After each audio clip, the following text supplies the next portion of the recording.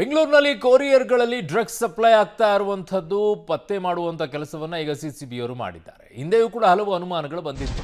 ಆ ನಿಟ್ಟಿನಲ್ಲಿ ಈಗ ಅಖಾಡಕ್ಕಿಳಿದಂಥ ಸಿಸಿಬಿಯವರಿಗೆ ಒಂದಿಷ್ಟು ಸಿಕ್ಕಿದೆ, ಲಭ್ಯವಾಗಿದೆ.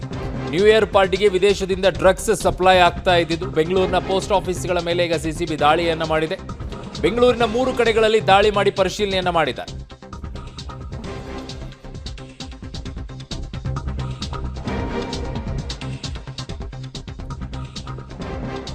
ಚಾಮರಾಜಪೇಟೆ ಪೋಸ್ಟ್ ಆಫೀಸ್ ಮೇಲೆ ಸಿಸಿಬಿ ದಾಳಿಯನ್ನ ಮಾಡಿತ್ತು. ಈ ವೇಳೆ ವಿದೇಶದಿಂದ ಬಂದಿದ್ದ ಕೊರಿಯರ್ಗಳಲ್ಲಿ ಡ್ರಗ್ಸ್ ಪತ್ತೆಯಾಗಿದ್ದು ಬರೋಬ್ಬರಿ 21 ಕೋಟಿ ಮೌಲ್ಯದ ಡ್ರಗ್ಸ್. ಈ ಹಿನ್ನೆಲೆಯಲ್ಲಿ ಇವತ್ತು ನಗರದ ಹಲವು ಕಡೆಗಳಲ್ಲಿ ದಾಳಿ ನಡೆದಿದೆ. ಒಂದು ಅನುಮಾನವೂ ಕೂಡ ಇದೆ. ಅದೇನು ಅಂತಂದರೆ, ಈ ಫುಡ್ ಡೆಲಿವರಿಯನ್ನು ಮಾಡ್ತಾರಲ್ಲ, ಆ ಫುಡ್ ಡೆಲಿವರಿಯಲ್ಲೂ ಕೂಡ ಇಂಥದ್ದು ದೊಡ್ಡ ಮಟ್ಟದಲ್ಲಿ ನಡೀತಾ ಇದೆ. ಆ ವೇಷದಲ್ಲಿ ಆ್ಯಕ್ಚುಲಿ ಫುಡ್ ಡೆಲಿವರಿ ಬಾಯ್ಸ್ಗಳು ಕರೆಕ್ಟ್ ಆಗಿದ್ದಾರೆ, ಬಟ್ ಅವರ ವೇಷದಲ್ಲಿ ಬೇರೆಯವರು ಹೋಗ್ತಾ ಇರುವಂಥದ್ದು ಕೂಡ ಅಲ್ಲಲ್ಲಿ ವಾಸನೆ ಬಡಿತಾ ಇದೆ. ಆ ನಿಟ್ಟಿನಲ್ಲಿ ಪೊಲೀಸರು ತೀವ್ರವಾದಂಥ ನಿಗಾ ಇಡಬೇಕಾಗಿದೆ.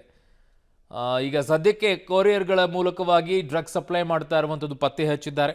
ಅಕ್ಟೋಬರ್ 20ಕ್ಕೆ ಚಾಮರಾಜಪೇಟೆ ಪೋಸ್ಟ್ ಆಫೀಸ್ ಮೇಲೆ ಸಿಸಿಬಿ ದಾಳಿ ಮಾಡಿತ್ತು. ಆ ವೇಳೆ 21 ಕೋಟಿ ಮೌಲ್ಯದ ಡ್ರಗ್ಸನ್ನು ಕೂಡ ಪತ್ತೆ ಹಚ್ಚಿತ್ತು. ಈಗಲೂ ಕೂಡ ಈ ನಿಟ್ಟಿನಲ್ಲಿ ಈಗ ಪತ್ತೆ ಹಚ್ಚುವಂಥ ಕೆಲಸವನ್ನು ಮಾಡ್ತಾ ಇದ್ದಾರೆ. ನನ್ನ ಸಹೋದ್ಯೋಗಿ ಈಗ ಕ್ರೈಮ್ ಬ್ಯೂರೋಯಿಂದ ಉಮೇಶ್ ನನ್ನ ಸಂಪರ್ಕಕ್ಕೆ ಸಿಗ್ತಾ ಇದ್ದಾರೆ. ಉಮೇಶ್, ನ್ಯೂ ಇಯರ್ಗೆ ಯಾವ ರೀತಿಯಾಗಿ ಡ್ರಗ್ಸ್ ಸಪ್ಲೈ ಮಾಡಬೇಕು, ಗಾಂಜಾ ಸಪ್ಲೈ ಮಾಡಬೇಕು ಅನ್ನೋದನ್ನು ಅದರ ಡೀಲರ್ಗಳು ಯೋಚನೆ ಮಾಡ್ತಾ ಇದ್ರೆ, ಇಂಥವ್ರನ್ನ ಕೆಡ್ಡಾಕ್ ಹೇಗೆ ತೋಡಬೇಕು, ಇಂಥವ್ರನ್ನ ಹೇಗೆ ಪತ್ತೆ ಹಚ್ಚಬೇಕು ಅನ್ನೋದನ್ನು ಪೊಲೀಸರು ಹಿಡಿತಾ ಇದ್ದಾರೆ.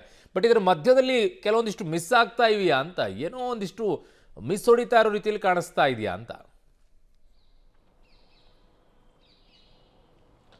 ಖಂಡಿತವಾಗ್ಲೂ ಅರುಣ್, ಯಾಕೆಂದರೆ ಹೊಸ ವರ್ಷ ಹತ್ತಿರವಾಗ್ತಾರೆ ಹಿನ್ನೆಲೆಯಲ್ಲಿ ಗುಪ್ತಚರ ಇಲಾಖೆಗೆ ಒಂದಷ್ಟು ಮಾಹಿತಿಗಳು ಬಂದಿದ್ವು. ಅಂದರೆ ಬೆಂಗಳೂರಿಗೆ ದೊಡ್ಡ ಮಟ್ಟದಲ್ಲಿ ಬೇರೆ ಬೇರೆ ರಾಜ್ಯಗಳು ವಿದೇಶಗಳಿಂದ ಕೂಡ ಡ್ರಗ್ಸ್ ಸರಬರಾಜು ಆಗ್ತಾ ಇದೆ. ಹಾಗಾಗಿ ಪೊಲೀಸರು ಅಲರ್ಟ್ ಆಗಬೇಕು ಅಂತ ಸೂಚನೆ ಸಿಕ್ಕಿತ್ತು. ಆ ಬೆನ್ನಲ್ಲೇ ಕಳೆದ 2 ತಿಂಗಳಿಂದ ಅಕ್ಟೋಬರ್ 20ರಂದು ಚಾಮರಾಜಪೇಟೆಯಲ್ಲಿರುವಂಥ ಫಾರಿನ್ ಹೆಡ್ ಆಫೀಸ್ ಏನಿದೆ, ಪೋಸ್ಟ್ ಆಫೀಸು, ಅದ್ರ ಮೇಲೆ ದಾಳಿ ಮಾಡಿರ್ತಾರೆ. ದಾಳಿ ಮಾಡಿದಂಥ ಸಂದರ್ಭದಲ್ಲಿ ಸುಮಾರು 3,500 ಪಾರ್ಸಲ್ಗಳನ್ನು ಪರಿಶೀಲನೆ ಮಾಡಿದಂಥ ವೇಳೆಯಲ್ಲಿ ಅದರಲ್ಲಿ 606 ಪಾರ್ಸಲ್ಗಳಲ್ಲಿ ವಿವಿಧ ಬಗೆಯ ಡ್ರಗ್ಸ್ಗಳು, ಅಂದರೆ ಬೇರೆ ಬೇರೆ ದೇಶಗಳಿಂದ ಬಂದಿದ್ದಂಥ ಡ್ರಗ್ಸ್ಗಳು ಪತ್ತೆಯಾಗಿದ್ವು. ಅದರಿಂದ ತನಿಖೆ ನಡೆಸ್ತಿದ್ದಂಥ ಸಿಸಿಬಿ ಪೊಲೀಸರಿಗೆ ಬರೀ ಪೋಸ್ಟ್ ಆಫೀಸ್ಗಳು ಮಾತ್ರ ಅಲ್ಲದೆ ಖಾಸಗಿ ಒಡೆತನದ ಕೊರಿಯರ್ ಕಚೇರಿಗಳ ಮುಖಾಂತರ ಕೂಡ ಈ ಡ್ರಗ್ಸ್ ಸಪ್ಲೈ ಆಗ್ತಾ ಇದೆ ಅನ್ನೋದ್ರ ಬಗ್ಗೆ ಮಾಹಿತಿ ಸಿಕ್ಕಿತ್ತು. ಆ ನಿಟ್ಟಿನಲ್ಲಿ ಇವತ್ತು ಸಿಸಿಬಿ ಅಧಿಕಾರಿಗಳು ಬೆಂಗಳೂರಿನ 7 ಕಡೆಗಳಲ್ಲಿ ಪೋಸ್ಟ್ ಆಫೀಸ್ಗಳಾಗಿರ್ಬೋದು, ಕೊರಿಯರ್ ಏಜೆನ್ಸಿಗಳಾಗಿರ್ಬೋದು, ಟ್ರಾವೆಲ್ ಏಜೆನ್ಸಿಗಳು ಎಲ್ಲವೂ ಕಡೆ ಕೂಡ ದಾಳಿ ಮಾಡಿದರು. ದಾಳಿ ಮಾಡಿ ಈಗ ಎಲ್ಲ ಕೂಡ ಪರಿಶೀಲನೆ ನಡೀತಾ ಇರುವಂಥದ್ದು. 7 ಕಡೆಗಳಲ್ಲೂ ಕೂಡ ಪರಿಶೀಲನೆ ನಡೀತಾ ಇದೆ. ಇನ್ನೂವರೆಗೂ ಕೂಡ ಏನು ಪತ್ತೆಯಾಗಿದೆ ಅನ್ನೋದ್ರ ಬಗ್ಗೆ ಅಧಿಕೃತವಾಗಿ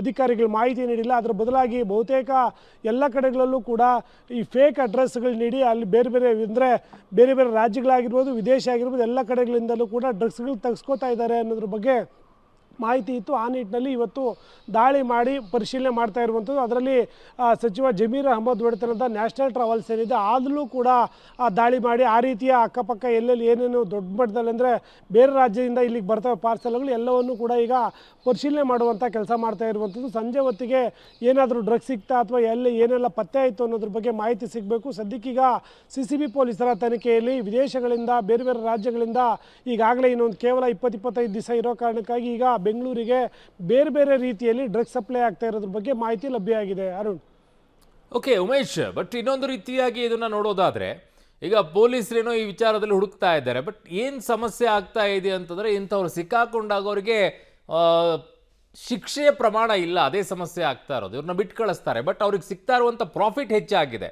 ಬಟ್ ಅವ್ರು ತಗಲಾಕೊಂಡ್ರೆ ಅವರಿಗೆ ಶಿಕ್ಷೆ ಇಲ್ಲ, ಜಾಸ್ತಿ ದೊಡ್ಡ ಮಟ್ಟದಲ್ಲಿ ಇಲ್ಲ, ಆಚೆ ಓಡಾಡ್ಕೊಂಡಿರ್ತಾರೆ. ಅದು ಸಮಸ್ಯೆ ಆಗ್ತಾ ಇದೆಯಂತ ಇಂಥ ಡೀಲರ್ಗಳು ಓಡಾಡೋದಕ್ಕೆ. ಅರುಣ್, ಇಲ್ಲಿ ಸೇವನೆ ಮಾಡೋರಿಗೆ ಯಾವುದೇ ರೀತಿಯ ದೊಡ್ಡ ಮಟ್ಟದಲ್ಲಿ ಶಿಕ್ಷೆ ಆಗಲ್ಲ, ಅವ್ರಿಗೆ ಕೇವಲ ದಂಡ ಹಾಕಿ ಕಳಿಸ್ತಾರೆ. ಆದರೆ ಪೆಡ್ಲರ್ಗಳೇನಾದರೂ ಸಿಕ್ಕಾಕೊಂಡ್ರೆ ಅವ್ರಿಗೆ ದೊಡ್ಡ ಪ್ರಮಾಣದಲ್ಲಿ ಶಿಕ್ಷೆ ಇದೆ, ಅವ್ರನ್ನ ಜೈಲಿಗೆ ಹಾಕ್ತಾರೆ. ಅದಕ್ಕಾಗಿ ಇವರು ಈಗ ಮತ್ತೊಂದು ರೀತಿಯ ಈ ಡ್ರಗ್ಸ್ ಸಪ್ಲೈ, ಅಂದರೆ ವಿದೇಶಗಳಿಂದ ಬರುವಂಥ ಏನು ಕೊರಿಯರ್ಗಳೇನಿರ್ತವೆ ಅದನ್ನು ಸಾಮಾನ್ಯವಾಗಿ ಯಾರೂ ಕೂಡ ಚೆಕ್ ಮಾಡೋದಿಲ್ಲ. ಅವನ್ನ ಕೊರಿಯರ್ ಮುಖಾಂತರ ನಕಲಿ ಅಡ್ರೆಸ್ಗಳು, ಅಂದರೆ ಯಾವ ಅಡ್ರೆಸ್ ಇರುತ್ತೆ ಅದೆಲ್ಲವೂ ಕೂಡ ಈ ಎಲ್ಲಿ ಡ್ರಗ್ಸ್ ಇರುತ್ತೆ ಅದನ್ನೆಲ್ಲ ನಕಲಿ ಅಡ್ರೆಸ್ಗಳ ಮುಖಾಂತರ ಅಲ್ಲಿಗೆ ಕಳಿಸುವಂಥದ್ದು. ಆ ನಕಲಿ ಅಡ್ರೆಸ್ಗಳನ್ನ ತೆಗೆದುಕೊಂಡೋಗಿ ಡ್ರಗ್ಸ್ ಡ್ರಗ್ಸ್ಗಳು ಸಪ್ಲೈ ಆಗ್ತಾ ಇದ್ದಾವೆ. ಇದು ಯಾರಿಗೂ ಕೂಡ ಡೌಟು ಕೂಡ ಬರೋದಿಲ್ಲ. ಹಾಗೆ ಕಳೆದ 6 ತಿಂಗಳ ಹಿಂದೆ ಸುಮಾರು 7-8 ಪ್ರಕರಣಗಳು ಸಿಟಿಯಲ್ಲಿ ದಾಖಲಾಗ್ತವೆ. ಅದನ್ನ ಚೆಕ್ ಮಾಡಿದಂಥ ವೇಳೆಯಲ್ಲಿ ಈ ರೀತಿ ಪೋಸ್ಟ್ ಆಫೀಸ್ಗಳಿಂದ ಡ್ರಗ್ಸ್ ಸಪ್ಲೈ ಆಗ್ತಾ ಇದೆ ಅನ್ನೋ ಅನುಮಾನ ಬಂದ ಹಿನ್ನೆಲೆಯಲ್ಲೇ ಅಕ್ಟೋಬರ್ 20ರಂದು ಪೊಲೀಸರು ದಾಳಿ ಮಾಡಿದ್ದಂತೂ. ದಾಳಿ ಮಾಡಿದ ಆ ಸಂದರ್ಭದಲ್ಲಿ ಸುಮಾರು 21 ಕೋಟಿ ಬೆಲೆಯ ಡ್ರಗ್ಸ್ ಕೂಡ ಪತ್ತೆಯಾಗಿತ್ತು. ಅದನ್ನು ತನಿಖೆ ಮಾಡಿದಂಥ ಪೊಲೀಸರಿಗೆ ಖಾಸಗಿ ಈ ಕೊರಿಯರ್ಗಳಲ್ಲೂ ಮತ್ತು ಈ ಏಜೆನ್ಸಿಗಳಲ್ಲಿ ಟ್ರಾವೆಲ್ಸ್ ಏಜೆನ್ಸಿಗಳು ಇವು ಮುಖಾಂತರ ಕೂಡ ಬೇರೆ ಬೇರೆ ಸಿಟಿಗಳು ರಾಜ್ಯಗಳಿಂದ ನಗರಕ್ಕೆ ಡ್ರಗ್ಸ್ ಬರ್ತಾ ಇದೆ ಅನ್ನೋದ್ರ ಬಗ್ಗೆ ಮಾಹಿತಿ ಸಿಕ್ಕಿತ್ತು. ಆ ನಿಟ್ಟಿನಲ್ಲೂ ಕೂಡ ಅಧಿಕಾರಿಗಳು ಅಲರ್ಟ್ ಆಗಿದ್ದಾರೆ. ಇನ್ನಷ್ಟು ಅಂದರೆ ನ್ಯೂ ಇಯರ್ ಒಳಗಾಗಿ ಇನ್ನು ಮತ್ತಷ್ಟು ಈ ದಾಳಿಗಳು ಮತ್ತು ಬೇರೆ ಬೇರೆ ರೀತಿಯಲ್ಲಿ ಡ್ರಗ್ಸ್ ಏನು ಬರ್ತದೆ ಅದರೆಲ್ಲದ್ರ ಬಗ್ಗೆ ಕೂಡ ನಿಗಾ ಇಡೋಕ್ಕೆ ಈಗಾಗಲೇ ಪೊಲೀಸರು ಸಿದ್ಧತೆ ನಡೆಸಿದ್ದಾರೆ. ಬೆಂಗಳೂರು ಹೊರವಲಯದಿರುವಂಥ ರೆಸಾರ್ಟ್ಗಳು, ಪ್ರತಿಷ್ಠಿತ ಹೋಟೆಲ್ಗಳು, ಫಾರ್ಮ್ ಹೌಸ್ಗಳು, ಅಲ್ಲಿ ಪಡೆಯುವಂಥ ಪಾರ್ಟಿಗಳು ಎಲ್ಲದರ ಬಗ್ಗೆ ಕೂಡ ಈಗಾಗಲೇ CCB ಪೊಲೀಸರು ನಿಗಾ ವಹಿಸಿದ್ದು ಈ ಡ್ರಗ್ಸ್ ಸಪ್ಲೈಯನ್ನು ತಡೆಯೋ ನಿಟ್ಟಿನಲ್ಲಿ ಕಾರ್ಯಾಚರಣೆ ಮುಂದುವರಿಸಿರುವಂಥದ್ದು. ಅರುಣ್. ಓಕೆ ಅಬ್ಬ, ಇಷ್ಟು ಮೇಲೆ ಮಾಹಿತಿಗೆ ಧನ್ಯವಾದಗಳು.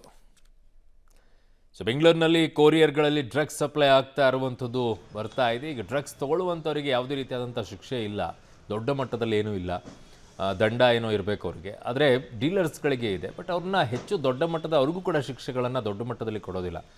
ಇವರಿಗೆ ಪನಿಷ್ಮೆಂಟ್ಗಳು ಜಾಸ್ತಿ ಆದಂಗೆ ಇದು ಕಡಿಮೆ ಆಗುತ್ತೆ. ಆ ನಿಟ್ಟಲ್ಲಿ ಪೊಲೀಸರು ಕೂಡ ಹೆಜ್ಜೆ ಇಡಬೇಕು.